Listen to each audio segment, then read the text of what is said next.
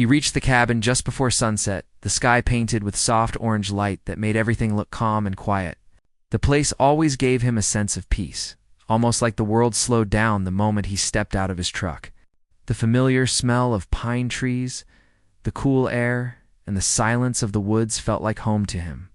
After a long week of work, all he wanted was a slow weekend, a warm drink, and some time away from noise and people. He unlocked the wooden door and stepped inside.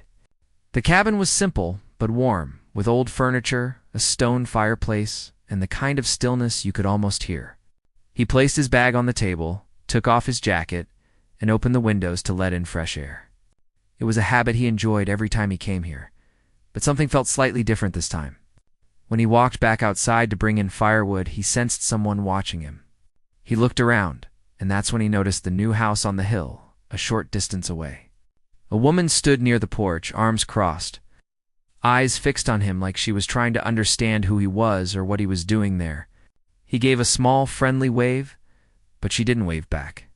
He tried not to think much of it. New neighbors sometimes needed time to get comfortable, especially in quiet rural areas. He carried the firewood inside, set it by the fireplace, and put water on the stove for tea. The sun slowly disappeared behind the trees, leaving only the soft glow inside the cabin. Later, while sitting on the porch, he heard footsteps from the hill. When he looked up, he saw the same woman walking down toward the property line. She didn't get too close, but she paused long enough to look around as if inspecting the area. He decided not to call out because he didn't want to seem unfriendly. And after a few moments, she turned around and went back. He figured she was simply curious. Maybe she wasn't used to having neighbors nearby. So he let it go. As night settled in, he made a simple dinner, lit a few lamps, and sat by the fireplace reading a book. The quiet was comforting. No cars, no phones, no pressure. Just the soft crackling of wood and the gentle hum of night, insects outside. But peace never lasts as long as we expect. It was close to midnight when he heard a sound in the distance. At first he thought it was an animal or wind. But within minutes the noise grew clear. Tires on gravel, 2 sets of them, coming fast. He put down his book and stood up, confused. No one ever came out here this late. Moments later, bright flashing lights flooded the front yard. He walked outside slowly, hands visible, unsure what was happening. 2 police vehicles rolled to a stop, and 4 officers stepped out with flashlights. Their expressions were calm, but serious. The kind of look that meant they were responding to something important. He raised his hand slightly. Not out of guilt, but out of caution. One of the officers approached him and asked if he was the owner of the cabin. He nodded. "Yes, I am." "Is something wrong?" The officer checked a note on his device before looking back at him. "We received a 911 call from a nearby resident saying there might be illegal activity happening on this property tonight." He was stunned. "Illegal activity here? I'm just staying at my cabin for the weekend." They didn't accuse him directly, but they followed procedure. They asked if they could take a quick look around the exterior of the property. He agreed immediately, because there was absolutely nothing suspicious or hidden. He walked with them as they checked the porch, the shed, and the small area behind the cabin. It didn't take long for them to realize there was nothing to be concerned about. One of the officers finally sighed and said, "It looks like everything's fine here." But the confusion in their eyes suggested this was not a simple misunderstanding. Before they left, he asked, "Do you mind telling me who called?" The officer exchanged a brief glance with another, but eventually replied, "Your neighbor up the hill. She said she saw unusual lights and heard strange sounds." He almost laughed, because the only lights had come from the small lamp inside, and the only sound was the crackling fire. The officers apologized for the inconvenience, explaining they had to respond seriously to any emergency call. He understood. They were just doing their job. After they drove away, he stood alone in the quiet yard, staring up at the neighbor's house. There were no lights on now, no sign of movement. But he couldn't shake the feeling that the woman had been watching the entire time. He walked back inside and shut the door, still trying to make sense of everything. Why would she call the police on a stranger without even talking to him first? He had only been there a few hours. He sat by the fireplace, staring at the flames, thinking about the earlier moment when she stood on her porch, looking down at his cabin like she was already judging him. Something told him this wasn't going to be a one-time issue. The next morning, he woke up early and stepped outside with his mug of tea. The sunlight was soft and golden, and the world felt peaceful again. But when he looked up the hill, he saw the woman outside once more, arms crossed, staring down at the cabin as if expecting something. He could feel tension in the air now, an invisible line between her house and his. Even though they had never spoken a single word, he tried to shake off the uneasiness and spent the morning doing small chores, sweeping the entryway and cleaning the shed. Every now and then, he could sense her watching, but he avoided looking up. Around noon, he decided to take a walk through the woods behind the cabin. The trail was familiar, one he had walked hundreds of times. The trees stood tall like old friends, the air smelled fresh, and sunlight filtered gently through the leaves. For a few hours he felt normal again, but when he returned, he saw fresh footprints near the property lines, small and distinct. They weren't his. The idea that she had walked down again without saying anything made him uneasy. Was she trying to find something to complain about? Or was she checking for something she imagined was happening? He didn't want to jump to conclusions, so he let it pass. But a small part of him knew this wasn't over. That evening, he made dinner and sat outside to watch the fading light. The forest felt peaceful again, and he hoped maybe she would calm down with time. But as he sat there, he heard a faint sound up the hill, the same sound of footsteps from the night before. He turned to look.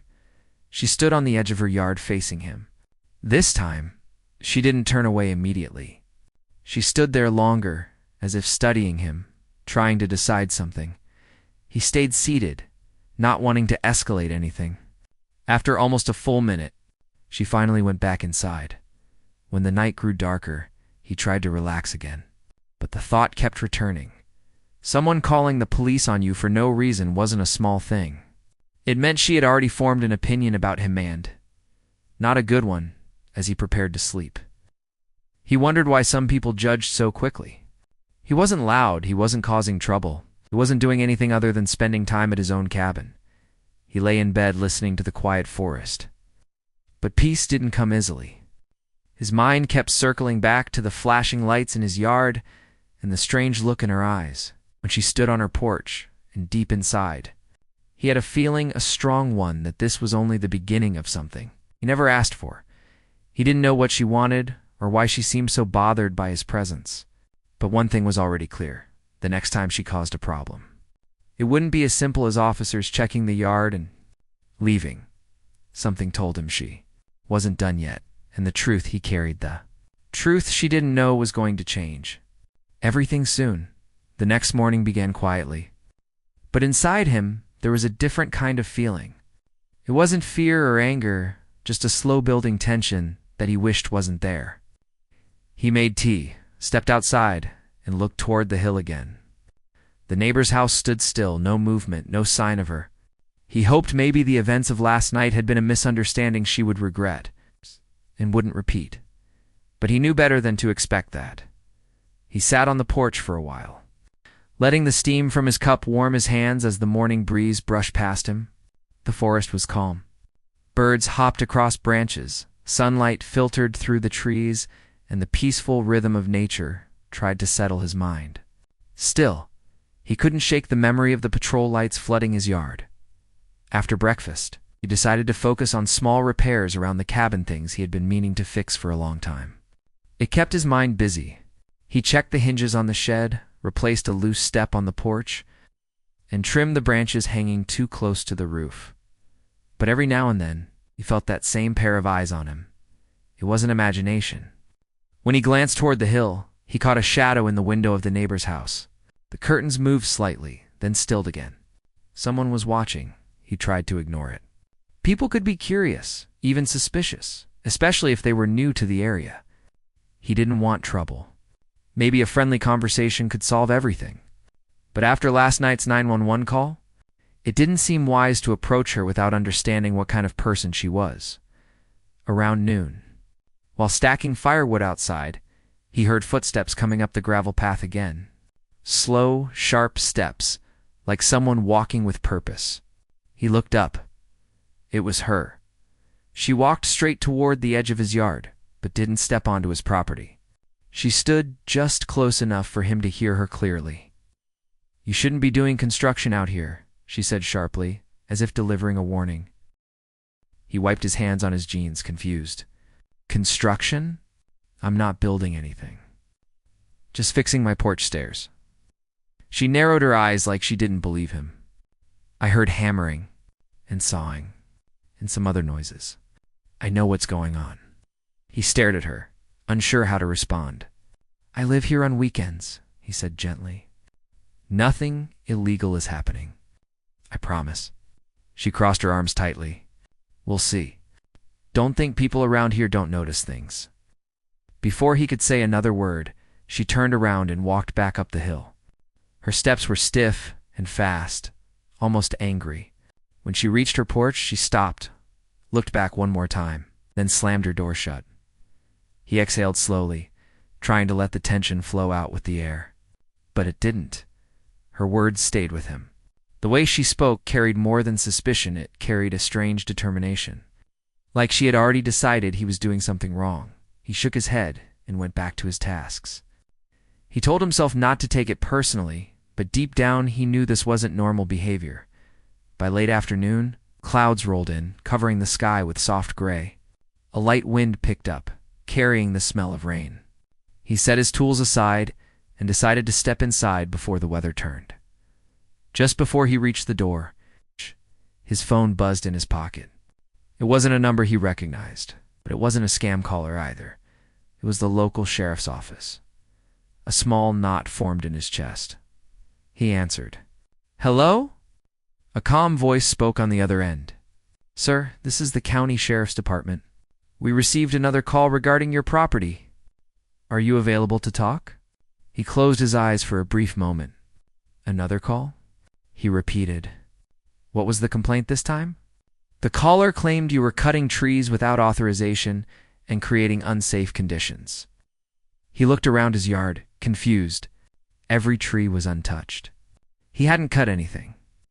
"I haven't cut a single tree," he said firmly. "We assumed as much," the officer replied politely. "But we still need to check in person. We have to follow procedure. Someone will stop by within the next hour." He understood, but frustration pushed at the edges of his calm. "All right, I'll be here," he hung up, walked inside, and sat at the table. The rain began lightly tapping against the windows. The sound should have been calming. But today it only made him more aware of the quiet tension building around him. He wondered what kind of person would call the police twice in 2 days over nothing. Was she scared? Was she trying to push him out? Was she one of those people who believed every stranger was a threat? Or did she simply enjoy controlling her surroundings so much that she needed to control his too? An hour passed slowly. Then the familiar rumble of tires on gravel echoed outside. He stepped onto the porch, hands resting calmly by his sides as a patrol truck pulled up. 2 officers got out different from the ones who came the night before. They were friendly, respectful, but clearly tired of responding to baseless calls. "Afternoon," one officer said. "Sorry we're back again. Just need to take a quick look." "Feel free," he replied. "I'm sure you'll see nothing's been touched." The officers walked the property line, checking the trees and the areas around the cabin. After only a few minutes, one officer shook his head. "Everything looks fine. No sign of any cut trees or damage." The other officer sighed. "We're going to file this as an unnecessary report." He appreciated that. "Is there anything I can do?" The officer hesitated. "Honestly, not much. But if this keeps happening, you might consider filing a complaint. Repeated false reports are taken seriously." He nodded slowly. He didn't want to turn things into a legal fight. But he also didn't want to spend every weekend explaining himself to authorities. As the officers prepared to leave, he asked quietly, "Did she say anything else? Anything about why she keeps calling?" Both officers exchanged a look. A subtle one, but noticeable. "She seems convinced something unusual is happening on this property," one said carefully. She didn't explain much beyond that. The truck drove away, leaving him standing alone on the porch as rain fell steadily around him. He looked up the hill. Her windows were dark again. No movement. No sign she had even seen the officers come and go, but he knew she had. He could feel it. He spent the rest of the day indoors, listening to the rain, trying to distract himself with books, music, or cleaning, but none of it worked. His thoughts kept returning to her stare, her accusations, the strange certainty in her voice. As evening settled in, the rain stopped. Soft mist rose from the ground, covering the forest in a dreamy haze. He stepped outside to breathe in the fresh air, hoping it would clear his mind. But instead of peace, he found something else. Footprints. Fresh footprints near the boundary line.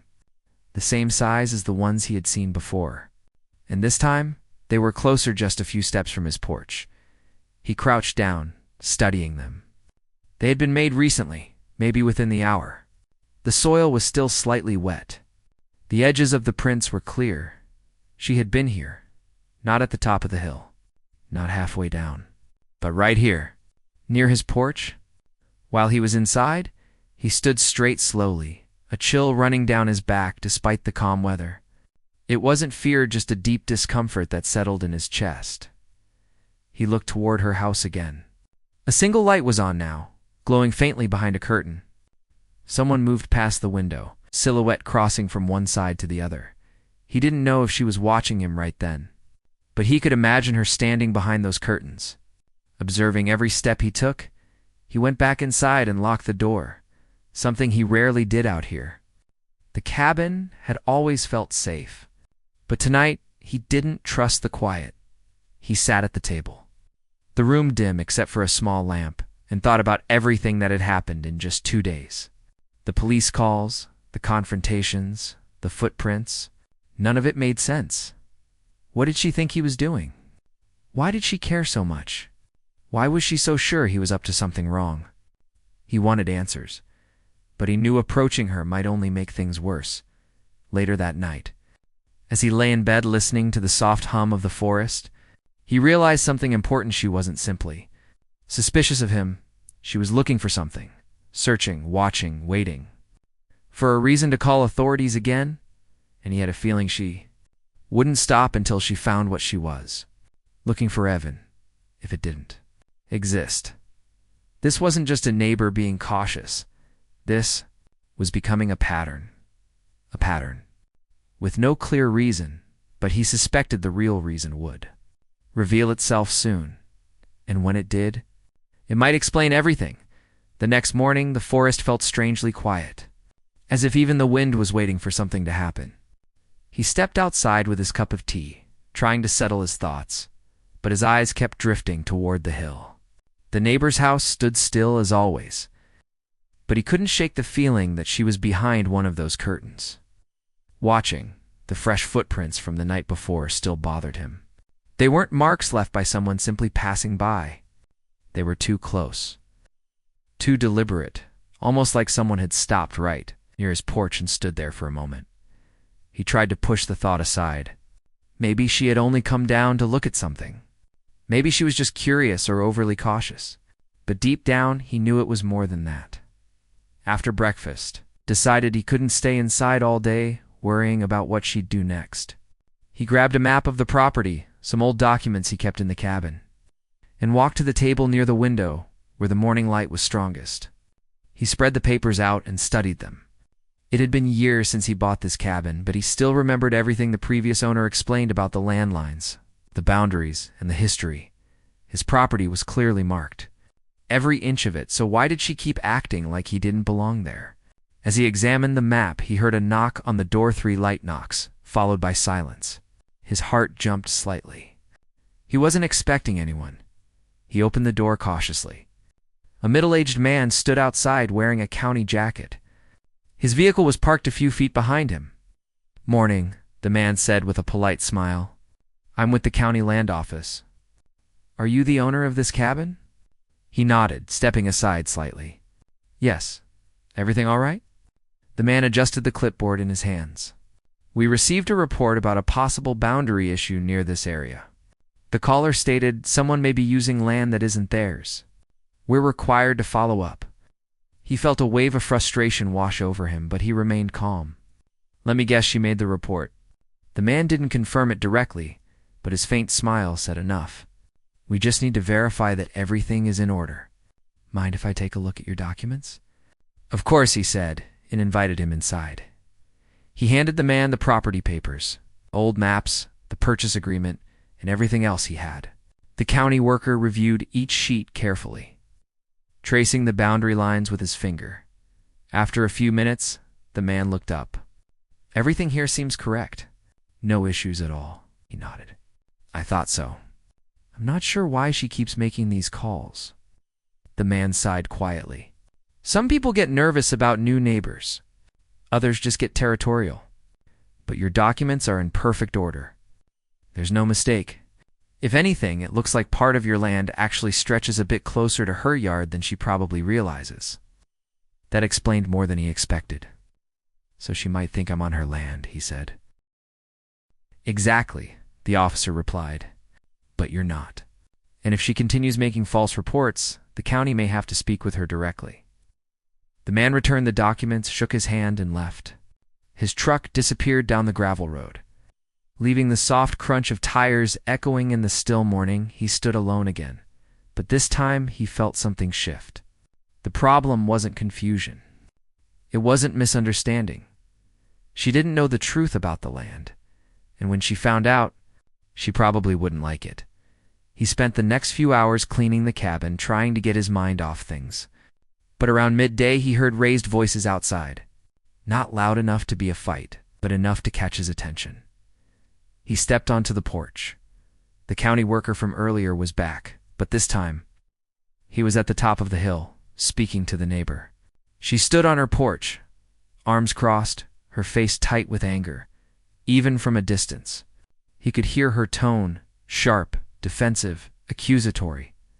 The county worker kept pointing toward the cabin, then toward the boundary line, trying to explain something. She shook her head repeatedly, like she refused to accept what he was telling her. He watched silently, feeling uneasy. He didn't want a confrontation. He didn't want trouble. He just wanted a quiet weekend, but it was too late for that. After several minutes, the conversation ended abruptly. The county worker walked back toward his truck, looking tired. She turned and went inside her house, slamming the door so hard the sound carried all the way down the hill. He knew this wasn't the end of it. Later that afternoon, the weather began to change again. Dark clouds rolled across the sky, wind pushed through the trees, and the forest felt restless. He gathered some firewood just in case rain arrived faster than expected. While he was stacking the last of the wood, he heard a voice behind him. Do you think you can fool everyone with those papers? He turned. She stood at the edge of his yard again, closer than she'd ever been. He kept his voice calm. I'm not trying to fool anyone. The county confirmed everything is correct. She shook her head, eyes narrowing. No, that can't be right. I've lived here longer. I know this land. I know where the lines are. The county has the official records, he said gently. There's no mistake. Her jaw clenched. For a moment, she seemed like she wanted to argue more. But then her expression shifted into something else, something desperate. I hear things at night, she said quietly. Noises, tools, movement. I've seen lights. Don't lie to me. I know something is happening down here. He stepped back, surprised by her sudden change in tone. There's nothing happening. I'm just here on weekends. I fix small things. I enjoy the forest. That's all. But she didn't seem convinced. She stared at him like she was looking for cracks in his words. You'll slip up, she said coldly. And when you do, I'll make sure everyone knows. She turned and walked away. But her steps were slower this time, as if she was thinking, calculating. Waiting, the wind picked up, leaves rustling across the ground, and the sharp scent of rain filled the air. He watched her go, feeling a strange uncertainty in his stomach. Something was very wrong with her suspicion. She wasn't just territorial or nervous. She was convinced, absolutely convinced, that he was hiding something, and that made her unpredictable. The first raindrops began to fall, so he went inside and closed the door. The cabin felt smaller than usual, as if the walls themselves were echoing the tension from outside. He sat by the fireplace and lit a small flame. The warm glow filled the room, casting soft shadows across the floorboards. He watched the fire dance, thinking about everything that had happened over the last few days. To police visits, a land officer's inspection, conversations that made no sense, footprints near his porch, and a neighbor who seemed more determined each time to prove he was doing something wrong. He tried to understand her. Maybe she was lonely. Maybe she struggled with anxiety. Maybe she had bad experiences with people before him. Or maybe she simply couldn't handle change. But none of that explained why she kept insisting he was guilty of something. As the rain intensified, he heard a soft crack of thunder in the distance. He leaned back in his chair and closed his eyes for a moment, hoping sleep would come easily. It didn't. When he opened his eyes again, the fire had burned lower, and the room was quiet except for the rain tapping against the windows. Then he heard it. A sound outside. Not thunder. Not wind. Footsteps, slow footsteps. They were soft, barely audible, but unmistakable. Someone was outside. He stood up quietly, moving toward the window, careful not to make noise. He pulled the curtain aside just a little at first. He saw only darkness, rain, shadows. But then something caught his. A faint movement near the edge of the porch. A silhouette. Someone standing still. Just far enough that he couldn't see the face. His heartbeat quickened. He didn't recognize the shape, but he had a strong feeling who it was. He stepped back slowly from the window, trying to steady his breathing. He didn't want to call the police over a guess, but he also didn't want to open the door. The footsteps returned. Softer this time, moving away from the porch. He waited several minutes before checking again. The silhouette was gone. He closed the curtain and locked the door once more. The night stretched on, filled with rain, wind, and too many questions. By morning, the world looked calm again. Birds were chirping, the sky was clear, and the forest smelled fresh after the storm. But something on the ground near the porch caught his attention. Footprints, the same size, the same pattern leading toward his porch, and then back up the hill. He stared at them for a long time, the morning breeze brushing past. It was no longer a misunderstanding. She wasn't curious. She wasn't nervous. She was investigating. Him. Watching him. Trying to catch him doing something that didn't even exist. And sooner or later, he knew she would make another call. Only this time, it wouldn't be about trees or noise. She would make it about something bigger, something more serious, something she believed would force authorities to act. And when that call came, the situation would change completely. He just didn't know how, but he had a feeling it would happen very soon. The sun was already up when he opened his eyes, but the air inside the cabin still felt heavy after the long night.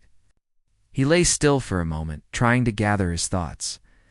Everything that had happened the previous day ran through his mind slowly, like a movie he wasn't sure he wanted to watch again. He felt the tension in his shoulders, the tiredness in his bones, and the strange mix of frustration and worry that had followed him into his sleep. He sat up slowly. The forest outside was quiet. The trees stood still, and the morning light fell through the branches in soft patches. It didn't look like a place where trouble could start. Yet, somehow it had. He stood up, stretched his back, and walked to the door. When he opened it, the cool morning air met him with a calmness he needed. Birds were already awake, and the distant sound of a stream filled the silence. For a moment, he let himself breathe in peace, but he knew it wouldn't last. He stepped outside, not really sure what he was looking for. Maybe he expected to see footprints or signs that the woman who had caused all the chaos would come back. But the ground looked clean, untouched. The world around him didn't carry the memory of what she had done. He walked toward the edge of the small yard and stared down the hill where she had stood the day before. He remembered her voice, sharp and accusing. He remembered her glare filled with something he couldn't understand, and he remembered the sinking feeling in his stomach when she said she was calling the police. He rubbed his hands together, trying to shake off the memory. He wasn't someone who liked conflict. He didn't enjoy raising his voice or fighting with people. He lived in the cabin for a reason. Peace, distance, simplicity. But sometimes, life didn't care what a person wanted. He looked around one more time before heading back inside. He needed coffee. Maybe that would help him think clearly. He boiled water, poured it over the grounds, and watched the steam rise from the cup. As he took his first sip, he sat down at the small wooden table and stared at the wall in front of him. He had to come up with a plan. He couldn't just sit and hope the situation would disappear. He thought about the officers from the previous day. They had been calm, reasonable. They listened to both sides. They didn't jump to conclusions. That had helped more than he expected. But he still felt unsettled. The woman's anger wasn't normal. Her behavior wasn't just a misunderstanding. Something else was going on. As he drank more coffee, he tried to understand her. People didn't act like that without a reason. Fear, stress, loneliness, something had to be pushing her. But even if he wanted to understand, it didn't change the fact that she had crossed a line.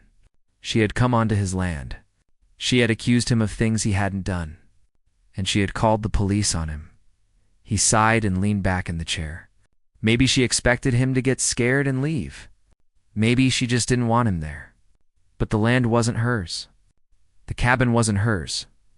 And he wasn't going anywhere. After finishing his coffee, he stepped outside again. The day had warmed a little. He walked around the property, checking things he didn't really need to check. He just needed to keep moving. His mind felt clearer when his hands were busy. He stacked some firewood, fixed a loose board near the porch, and swept leaves that didn't really need sweeping. The simple work helped him think. And slowly, he started to form a plan, nothing complicated, nothing dramatic, just practical steps. First, he would document everything. Not because he wanted a fight, but because it was smart. If she caused more trouble, he needed proof of what had really happened. He walked back inside to grab his small notebook and wrote down the events of the previous day. He described her arrival, her accusations, the call she made, and the officer's reaction. Second, he would avoid her as much as possible. He didn't want conflict. If she came back, he would stay calm and keep a distance. He wouldn't argue. He wouldn't make the situation worse. Third, he would stay alert. Not paranoid, just aware. He lived alone in the woods. There was no one nearby to help if something went wrong. He had to look out for himself. As he wrote down the last thought, he heard a noise outside. It wasn't loud, but it wasn't a normal forest sound either. He stood up slowly and walked toward the window. A figure stood near the tree line. For a moment, his heart stumbled. His first thought was that it was her again, that she had come back, maybe angry, maybe planning something worse. He held his breath, his eyes stuck on the figure, but as the person stepped out of the shade, he realized it wasn't her. The figure was taller, broader, and moved differently. When the man came closer, he saw a familiar uniform, one of the officers from the previous day. He opened the door before the officer reached the porch. "Morning," the officer said in a calm, easy tone. "Morning. Everything okay?" he asked, feeling a small twist in his stomach. The officer nodded. "Yeah, I just wanted to follow up on what happened yesterday." He paused and looked around the quiet property. "Mind if I come in for a minute?" He stepped aside and let the officer in. They sat at the table, the same place where he had been earlier. The officer glanced around the cabin, taking in the simple furniture, the tools stacked in the corner, the open notebook. "I won't take much of your time," the officer said. "I just wanted to check on you. Yesterday was unusual. She's known for filing complaints, but this one was louder than the others." He rubbed the back of his neck. "Does she do this often?" "She exaggerates things sometimes," the officer said gently. "We respond because we have to. But we also know when something isn't real. Yesterday, her story didn't match what we saw here." He paused. We just want to make sure you're not worried. You did everything right." Slow breath left his chest. He hadn't realized how much he needed to hear that. "I appreciate that," he said. The officer stood up. "If she comes back or causes any more trouble, let us know. Don't handle it alone. It's our job to deal with it." He nodded. "I will." "Thank you." The officer walked toward the door but stopped before stepping outside. "One more thing," he said. "She seemed frustrated when we told her there was nothing wrong here. I can't say for sure what she'll do next. Just keep an eye out." He gave a small nod. The officer stepped out, walked across the yard, and disappeared down the path. He closed the door softly and leaned against it. The cabin felt even quieter now. The officer's words stuck in his mind. She was frustrated. That meant she hadn't expected the outcome. She thought she could get him in trouble. She thought she could scare him. He walked to the window again and stared at the trees. He didn't know why she wanted him gone. He didn't know why she had come to his cabin in the first place. But one thing was clear. The situation wasn't over. He took a deep breath. Whatever happened next, he would be ready. The night felt heavier than usual, even though the sky was clear and calm. He sat on the porch steps, his hands wrapped around a warm cup of tea, watching the trees sway gently in the cool breeze. The quiet around him should have felt peaceful, but instead it felt like a pause before something else happened. He didn't know what that something was, but he could feel it inside him. The way a person feels the air change before rain. All day he had tried to shake the strange tension that followed him. He chopped firewood, cleaned the small shed behind the cabin, fixed a loose latch on the window, and even spent time down by the stream skipping stones. But the thought of the woman's return never left him. Every sound made him look over his shoulder. Every gust of wind made him think someone was walking through the trees. It wasn't fear exactly. It was more like a quiet warning he couldn't ignore. He took a slow sip of tea. The warm liquid soothed him for a moment, but his mind kept wandering back to everything that had happened. The accusation. The shouting. The officers coming all the way out here. The strange look in her eyes. Like she believed something he couldn't even understand. He didn't like ending things with confusion. He didn't like loose ends. And this situation was full of them. Eventually, he stood up and went back inside. He set the empty cup on the counter and walked around the cabin, checking the windows out of habit. He wasn't scared of her physically. He had handled worse situations in his life. But he didn't want another surprise, another confrontation. Not after the days he had already lost to this. He moved to the small wooden desk he used for writing and sat down. His notebook lay open, the last page filled with notes from the officer's visit. He picked up the pencil and started writing again, not because anything new had happened, but because he wanted clarity. Sometimes writing helped him understand things that felt too tangled in his head. He wrote about the woman's anger, her confusion, the strange way she kept insisting the cabin didn't belong there. He wrote about the officers and their calm voices. He wrote about the morning, the silence, and the weight he felt inside him. And then he stopped writing because he heard footsteps, not loud ones. Soft, slow, but unmistakable. Someone was outside. He stood up quietly and walked toward the window, careful not to make the old floorboards creak. The moonlight spilled across the yard, lighting the open space in front of the cabin. For a moment he saw nothing. But then, movement, a figure stood near the tree line. His chest tightened. The shape was small, the posture stiff, presence familiar in a way he wished it wasn't. It was her. He watched her for a long moment. She didn't move any closer. She didn't speak. She just stood there as if she wasn't sure whether she should approach or turn back. He felt a mix of frustration and concern rise in him. She looked different than before. Not angry, not loud. More like someone who didn't know what to do anymore. He stepped outside slowly, keeping his hands visible and his voice calm. "What do you want?" he asked from the edge of the porch. She flinched slightly at the sound of his voice but didn't run. She looked tired, almost lost. I need to talk to you," she said, her voice thin, not like the sharp tone she used the first time. He hesitated. Every part of him told him to be cautious. He didn't trust her not after everything she had done. But he also saw something in her that he couldn't ignore. She looked frightened. And not the kind of frightened that caused someone to call the police on a stranger. This looked deeper, heavier. He stepped down from the porch but kept a safe distance. "Talk," he said quietly.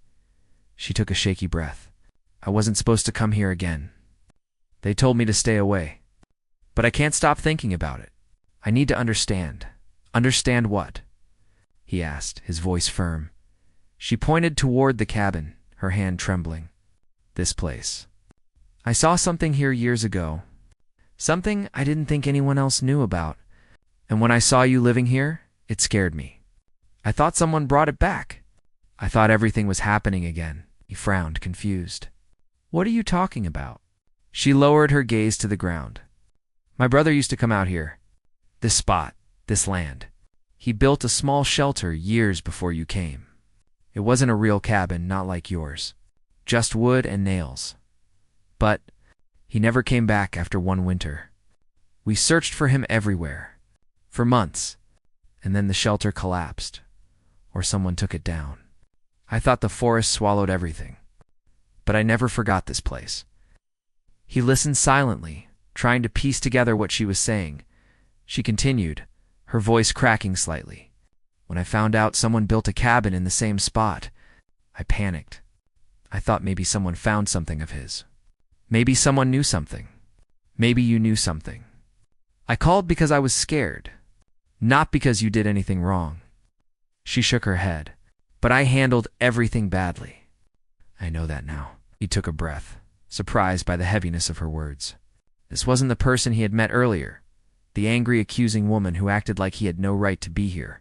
This was someone carrying a story that had never healed. "I didn't know about your brother," he said softly.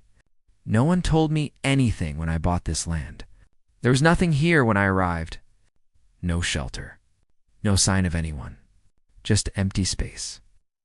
She nodded slowly, absorbing his words.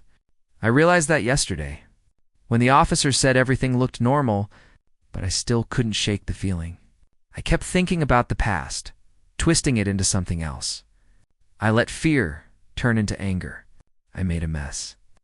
She looked up at him, her eyes full of guilt. "I'm sorry, truly." He let the silence stretch for a moment.